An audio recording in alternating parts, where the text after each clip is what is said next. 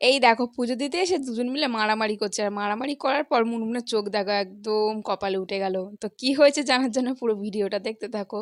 তো সন্ধেবেলা আমাদের মন্দির পুরো গুছানো গাছানো হয়ে গেছে, পরিষ্কার করে ঠাকুরও ঢুকিয়ে দিয়েছে। এদিকটা আমাদের ঘরের জামাই চলে এসেছে খিচুড়ি দেওয়ার জন্য, রাস্তার সামনে বসে পড়েছে আর আমাকে দেখে মুখ লুকাচ্ছিল। আর এই যে আমিও সাজুগুজু করে চলে এসেছি, এটা আমার বোন, এও চলে এসেছে সাজুগুজু করে। আমাদের দুজনকে কেমন লাগছে জানিও। আর এই যে মুনমুন রানী তো চলে এসেছে, সবাই এখানে বসে পড়েছে, এবার পুজো স্টার্ট হবে। ঠাকুরগুলো সব বসানো হয়ে গেছে, আর এই বাচ্চাটা কপালে তিলক লাগাচ্ছিল, বললো তোমার কপালেও একটু লাগিয়ে দিই। তো আমি ভেবেছিলাম আমাকে হয়তো একটা ছোট্ট ফোঁটা দিয়ে দিবে, তো দেখলাম 3টে লম্বা লম্বা দাড়ি টেনে দিয়েছে।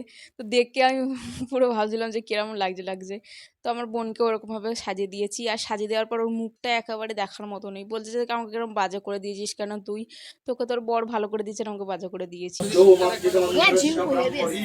এক পর পুজো দিয়ে মন চোখ সব শুকিয়ে গেছে, মন নাকি চোখ মাথা বনবন করে ঘুরছে। বাবা রে, 10টার সময় আসছে আমাদের কুটুম্ব, দেখো এত ব্যস্ত মানুষ, বাপরে বাপ।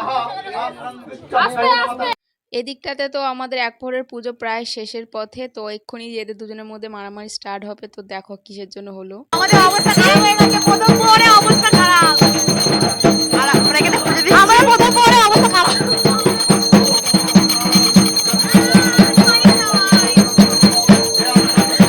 এবারে একে একে সবাই মিলে জল ঢেলে নেবো। ফার্স্টে আমার বর ঢালো, তারপরে আমি জল দেবো। তো এই নিয়ে আমি 2বার না 3বার দিচ্ছি শিবরাত্রি পুজো, বিয়ের আগে কোনোদিনই দিইনি জানো তো।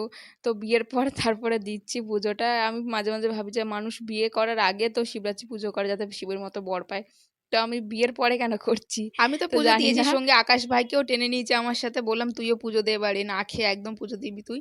তো আমার সাথে যোগদান করলো, ওর সাথে ওর বন্ধুও ছিল, আর দিদা এই দিকটা প্রসাদ। আমাদের বাড়িতে যে কোনো পুজোতেই আমরা চিড়ে প্রসাদটা করি। তারপরে আরও দ্বিতীয় প্রহরে দিলাম এবার মধু না ঘি দিয়েছি, মানে আমাদের 4টে প্রহরে 4 রকম জিনিস দিয়েছি। একবার ডাবের জল, তারপরে দুধ, ঘি, মধু, এরকম টাইপের 4 রকম জিনিস দিয়ে পুজো দিয়েছি। তো এরকম অন্যরকম দিলাম এই প্রথমবার। এইটা হচ্ছে আমার ননদ, এও পুজো দিয়ে নিল, একটা ছবিও তুলে দিয়েছি। আর আমার বরের অবস্থা 4 প্রহরের পরেই হোমটা হচ্ছে, আর ততক্ষণে ও হোম দেখতে দেখতে কখন ঘুমিয়ে গেছে জানি না। আর আমার অবস্থাটা একবার দেখো, চোখ একবার বন্ধ হয়ে আসছে, আর ফোনে আমি ভিডিও করছিলাম, করতে করতে কখন যে চোখ লেগে গিয়ে আর ফোনটা ধারাম করে পড়ে গেল, তো আমি বুঝতেই পারিনি। তো আমার বোন পাশে দাঁড়িয়ে বসে বসে হাসছিল প্রচন্ড পরিমাণে। আর এদিকটায় খাটের তলায় কে শুয়ে রয়েছে দেখো, আমি তো খাটের তলায় ঢুকেই ভয় পেয়ে গেছিলাম, কারণ তেলের বোতল ছিল না খাটের তলায়। তো প্রদীপ জ্বালানোর জন্য তেল খুঁজতে গিয়ে দেখি না খাটের তলায় কে শুয়ে রয়েছে, ভয় পেয়ে গেছিলাম। ওটা হচ্ছে রিপা দি, দেখি না খাটের তলায় ঢুকে গেছে জায়গা না পেয়ে ঘরে। তো অনেক লোকজন, তো ওই জন্য জায়গা পাইনি। আর এদিকটা আমরা প্রদীপ জ্বালাতে জ্বালাতে অনেক কিছু চেয়ে নিয়েছিলাম ঠাকুরের কাছে, সেগুলো যেন খুব তাড়াতাড়ি পূরণ হয়ে যায়। তো ডাইনি ডাইনি লাগছে, ডাইনি তো তাহলে বেশি ডাইনি ডাইনি লাগছে। তো কেদা আমার অ্যালার্ম বাজছে, ঘুম থেকে উঠি 5টা না, আমার অ্যালার্ম বাজে, উঠি না।